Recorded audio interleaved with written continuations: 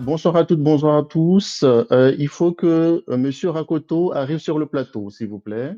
Monsieur Rakoto, juste demander la main, la parole, et Fardy fera l'affaire. Donc aujourd'hui, on va se retrouver pour le thème mise en lumière des parcours des jeunes Mahorais.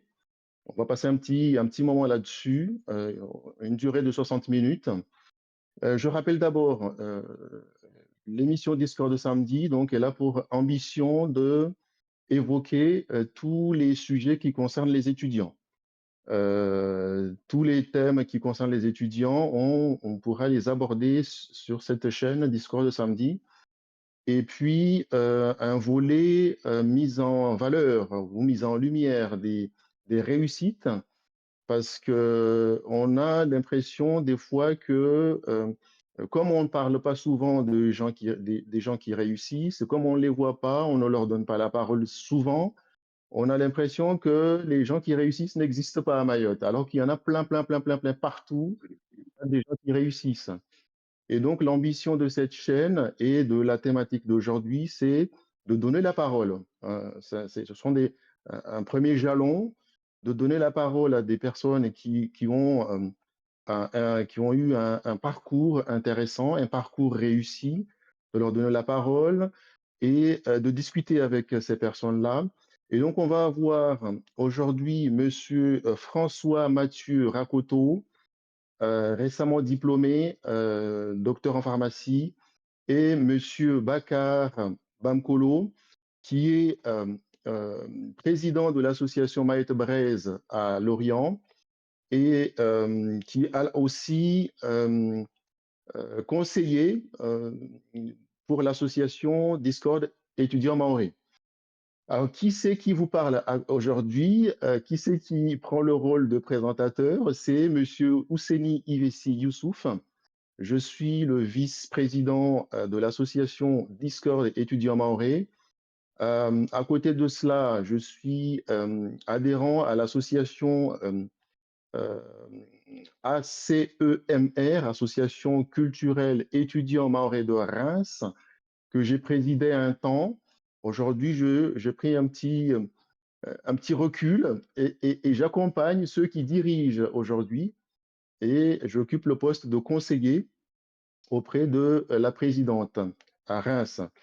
Donc, à côté de ça, dans mon parcours professionnel, je suis consultant en solutions de gestion. Je travaille pour les logiciels, pour faire simple. Donc, on va avancer ensemble sur ce thème de la mise en lumière des parcours de jeunes Mahorais avec Monsieur François Mathieu Rakoto et Monsieur Bakar Bamkolo. Donc, on va commencer par les présentations dans un premier temps. Donc, chacun aura la parole pour se présenter brièvement ou longuement. C'est vous qui décidez. En tous les cas, on a 60 minutes pour traiter le sujet. On n'ira pas au-delà.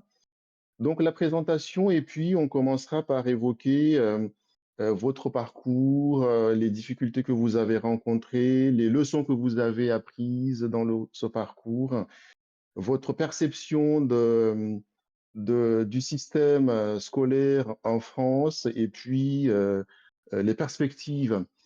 Donc, je donne la parole soit à Monsieur François Mathieu Rakoto, soit à Bakar Bamkolo pour une présentation de qui vous êtes, tout simplement. Alors, je commence dans ce cas. Alors, bonsoir et puis très heureux d'être parmi vous ce soir, hein. De toute façon, c'est notre rôle en tant que l'équipe de Discord d'être là pour vous et aussi avec vous tout le temps. Donc, moi, c'est M. Bakar Domkolo, mon nom de famille et mon prénom Bakar. Donc, je viens de Mayotte, hein, comme la plupart d'entre vous. Je viens du village de Porwani, commune de Chirongui, et je suis arrivé en métropole ici depuis 2003. Donc, à ce jour, je suis père de famille et je travaille aussi à la mairie de la ville où j'habite. Voilà. Et puis, en tant que membre d'une association, donc je suis président d'une association qu'on a créée depuis 2010 qui s'appelle Mayotte Braise. C'est à Lorient, notre siège social. Donc, dans l'avenir, on va essayer de s'installer sur toute la Bretagne. Rennes, Brest, Vannes, avoir des antennes dans ces villes-là pour mieux servir notre communauté mahoraise. Voilà, je fais une petite parenthèse là. Je laisse à mon collègue faire la suite et puis on aura l'occasion d'échanger parce qu'il y a beaucoup de sujets à traiter. Merci beaucoup, Bakar. François Mathieu,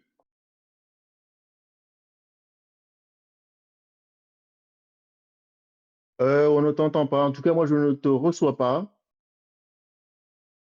Je ne te reçois pas. Ah oui, là c'est bon? C'est bon, parfait. Oui. Merci. Du coup, je disais bonjour à tous et merci pour cette magnifique initiative qui a le but d'aider nos frères, nos jeunes frères et sœurs mahoraises. Donc moi, je suis Rakoto François Mathieu, je suis originaire de Mtsamboro. J'ai quasiment fait toute ma scolarité à Mayotte, à part juste 2 années où j'ai fait mes études en métropole à l'école primaire. Et je vais essayer d'être bref aussi. Je suis tout fraîchement diplômé docteur en pharmacie spécialisé en biologie médicale parce qu'il faut savoir qu'en pharmacie, il y a plusieurs spécialités. Et moi, je suis spécialisé en biologie médicale, c'est 9 ans d'études. Et là, du coup, j'ai été diplômé, j'ai un bac plus 8 et il me reste 1 année pour finaliser mes études. Et cette spécialité-là, en fait, faut savoir que ce sont les médecins et les pharmaciens qui peuvent exercer cette profession. Et le but de cette profession, c'est tout simplement, c'est le professionnel de santé qui est spécialisé dans l'interprétation des analyses de sang, d'urine, des analyses médicales. Et soit on peut travailler à l'hôpital, parce qu'à l'hôpital, il y a des labos, soit avoir son propre labo privé. Donc, je pense que ça c'est suffisant pour une petite présentation. Pour le démarrage, oui, mais on va aller en profondeur pour comprendre un petit peu ton parcours et justement expliquer ce parcours, le mettre en lumière, comme on s'est indiqué sur le titre, et le mettre en valeur aussi. Et donc, je profite pour dire, hein, les personnes qui sont dans l'audience, si vous avez des questions, vous pouvez les poser. On profite de les poser à nos intervenants. Si vous voulez prendre la parole, vous pourrez demander en cliquant, il y a un bouton, une petite main avec un bloc-notes. On vous donnera la parole pour échanger avec nos intervenants. Merci pour ces présentations. Tu dis, François Mathieu, récemment diplômé donc, euh, quelles ont été les difficultés dans ton parcours, si tu regardes un petit peu en arrière, tout ce que tu as réalisé depuis le lycée jusqu'à ce que tu sois diplômé, et quelles ont été les principales difficultés à ton sens et comment as-tu géré ces difficultés? Bah, je pense qu'il y en a beaucoup en tant que jeune Mahorais. Il y en a Mm. beaucoup de difficultés, surtout déjà juste quand on vient faire ses études ici, qu'en parlant de sa famille, il y a beaucoup de difficultés, mais s'il y a une principale difficulté que je peux mettre en lumière, c'est que, en tout cas, je ne sais pas si c'est pareil pour tout le monde, mais je pense que je me sous-estimais, plus ou moins. Mm. Parce que c'est lié notamment au fait que quand on était au lycée, il y avait certains discours, parfois de certains profs. En tout cas, on nous faisait comprendre que le niveau à Mayotte, c'est peut-être vrai, mais ça ne veut pas dire qu'on ne peut pas réussir, que le niveau était un peu en dessous par rapport à la métropole. Et moi, je me rappelle avant même de venir ici, c'était ça dans ma tête parce que à Mayotte, ça allait. Je bossais, je travaillais pas mal.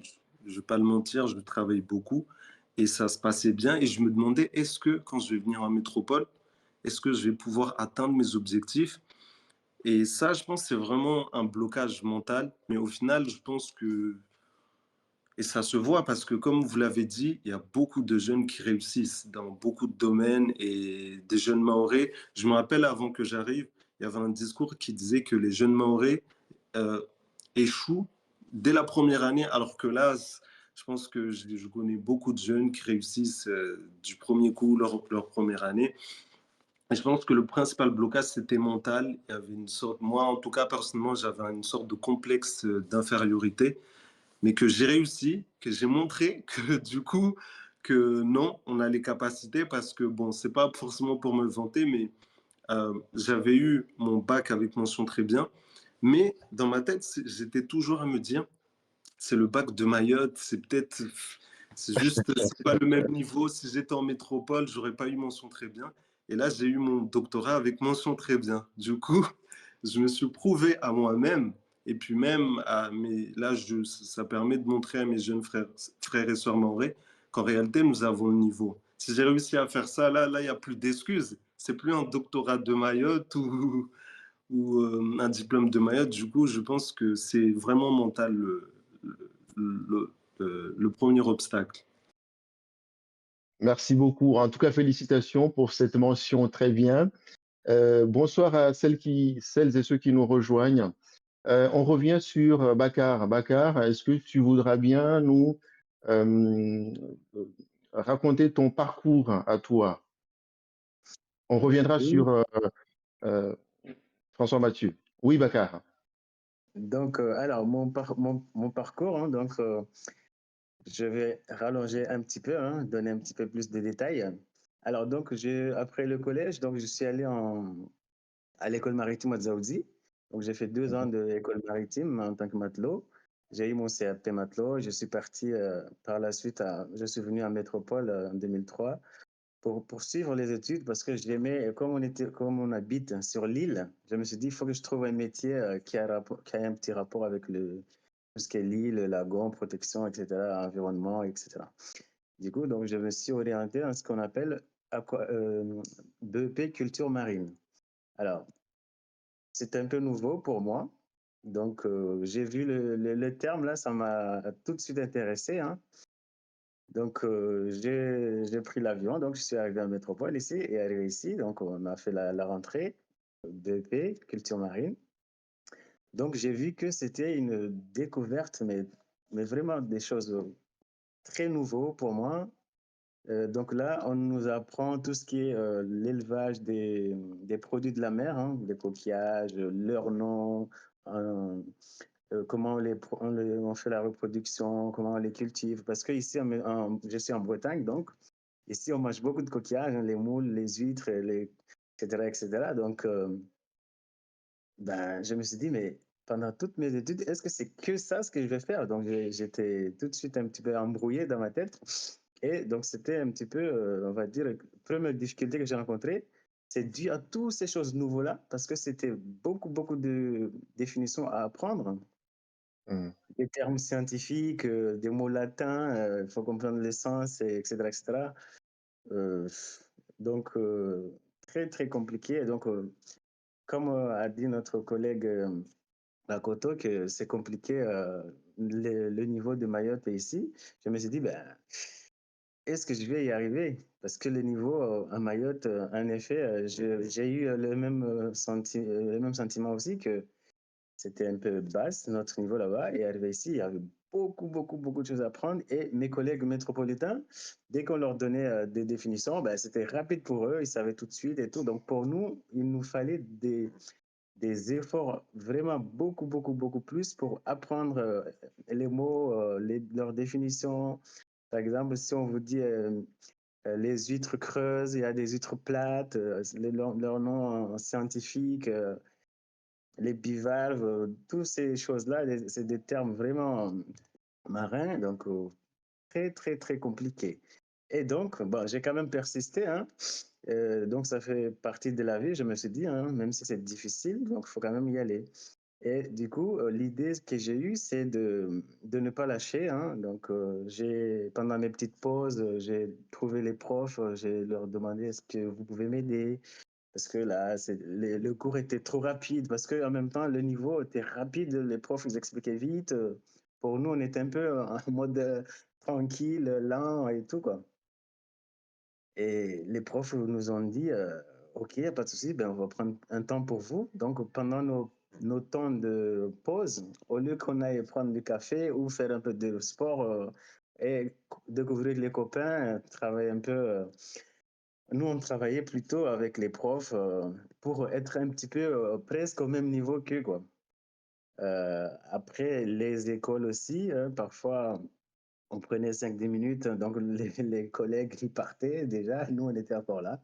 Heureusement, il y avait encore des bus jusque tard pour pouvoir rentrer après.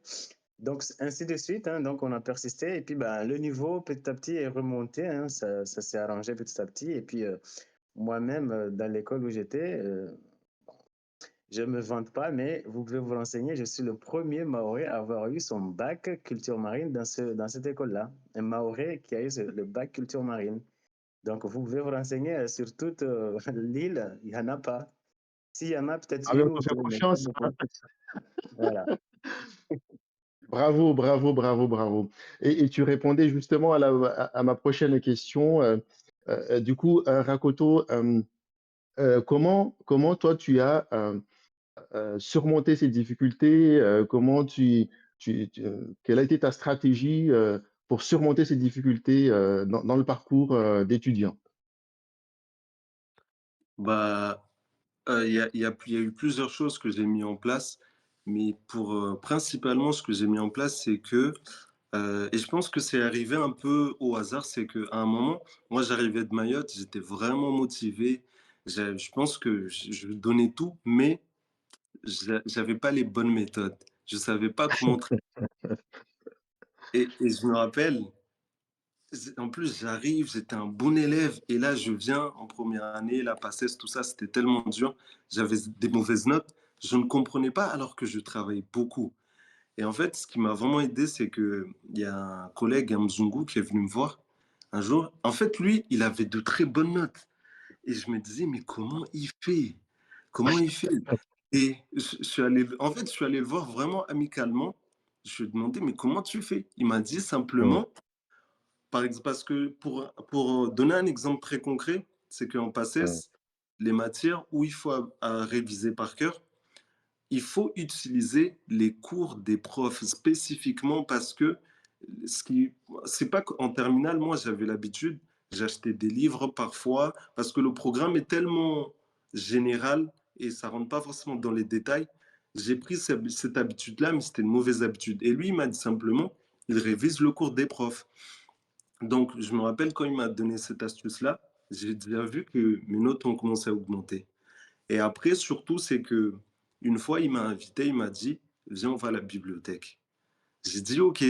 Mais malheureusement, il n'était pas allé à la bibliothèque. Du coup, je suis allé. Mais quand je suis allé là-bas, c'est là que je me suis rendu compte, ah ouais, mais ces gens-là, ils travaillent beaucoup.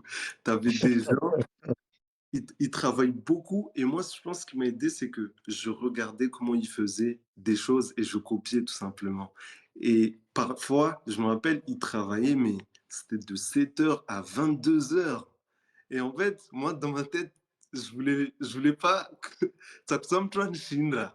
Du coup, non, s'il y avait quelqu'un qui était là le matin, je restais avec lui, je le disais, mais bon, c'était une mauvaise stratégie, mais je pense qu'il y a aussi ce côté où je suis allé à la bibliothèque, j'ai vu comment les gens y faisaient, je copiais, et on va dire que sur le long terme, parce que j'ai pas forcément réussi dès le début, je ne vous ai pas précisé, mais j'ai raté ma première année, même si j'ai beaucoup travaillé parce que c'était dur, mais avec le temps, ce que j'ai fait, c'est que je regardais ce que j'avais fait mal et je rectifiais.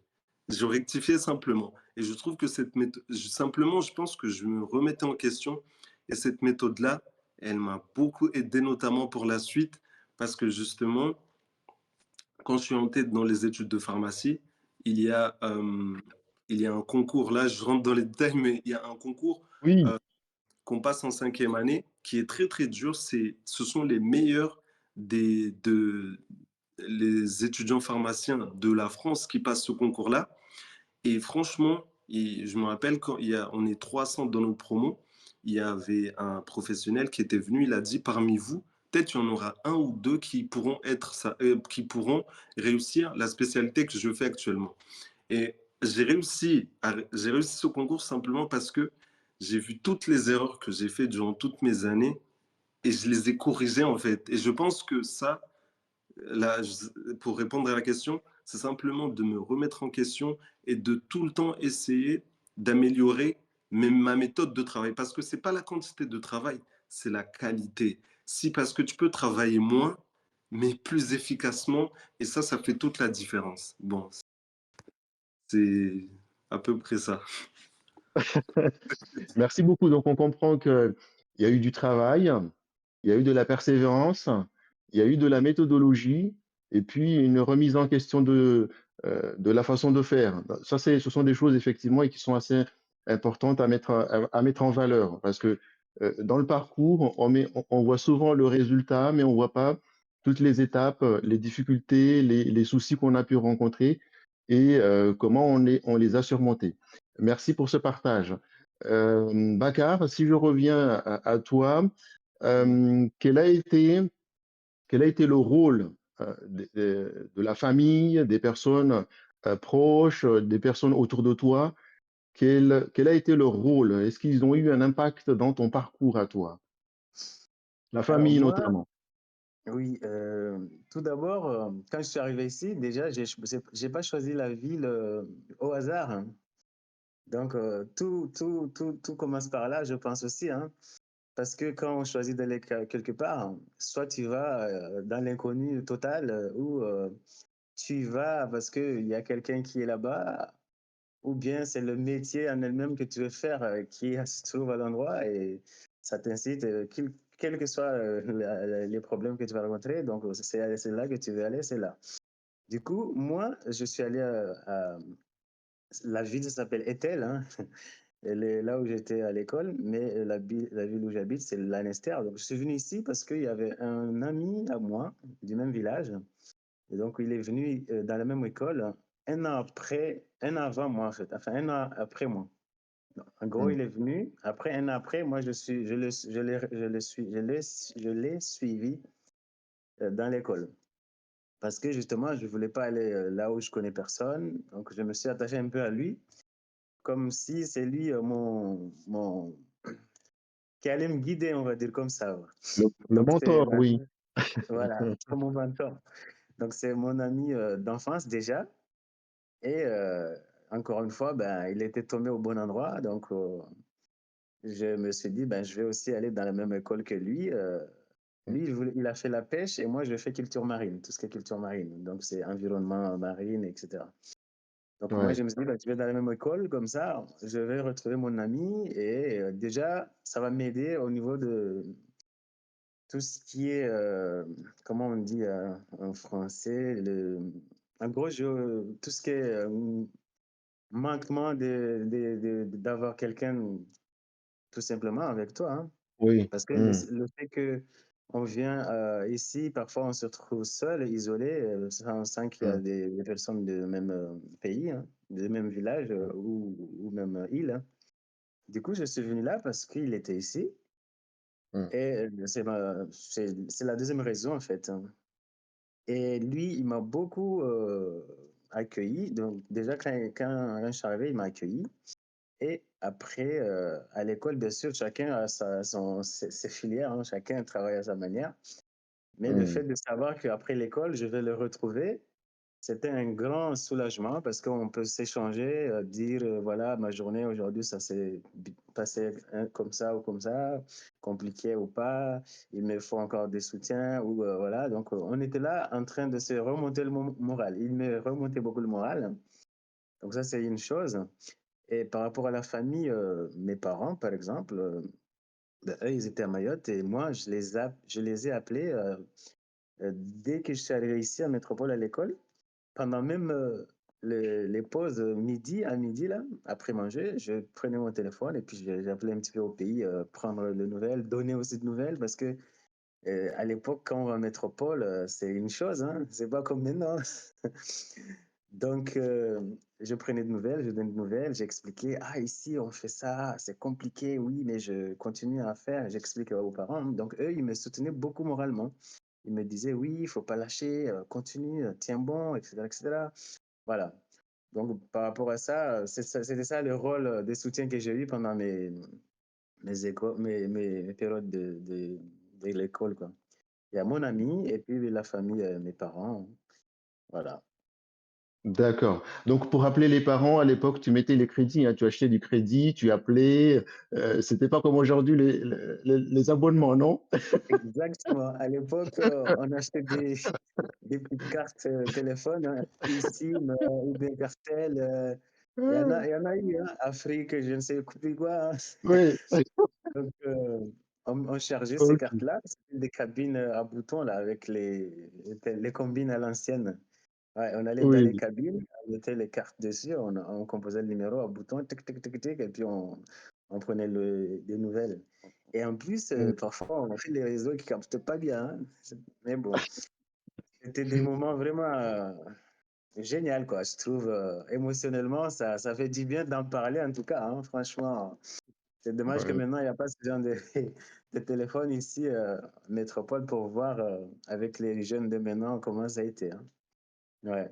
Les temps ont bien changé. Merci beaucoup, Bakar, pour ce partage. Mm. Rakoto, comment, même question, le rôle de la famille, des amis, de l'entourage, tout ça, comment tu analyses avec le recul? Bah oui, en réalité, bon, après, il y en a qui diront que c'est à double tranchant, ça dépend de la compagnie des gens. Mais en Mm, général, moi, je pense que la famille, justement, c'est pareil, c'était un soutien moral. Et puis, l'adaptation culturelle, parce qu'on n'a pas forcément la même culture. On arrive avec des gens, en général, on est musulmans, on vient ici. Les jeunes, par exemple, eux, bon, ça dépend, mais en général, on boit pas d'alcool, etc., tout ça. Et la famille, bah, c'est surtout, je trouvais que tu te sens plus à l'aise quand tu discutes avec des Mahorais, des gens qui sont de la même culture que toi, et ça permet de un peu de combler cette nostalgie, quoi, parce que c'est sûr que notre île nous manque toujours. Mais en général, non, c'est pareil. C'était vraiment. Et puis nous, on avait la chance d'avoir quand même les téléphones avec les appels vidéo. Les cabines, Alhamdulillah, nous, bon, Alhamdulillah, c'est moins compliqué. Ah, Ouais. OK, merci J'essaie beaucoup. que, j'essaie de compléter Oui, quelques informations oui, aussi par rapport au s'il te soutien de la plaît, s'il te famille. plaît.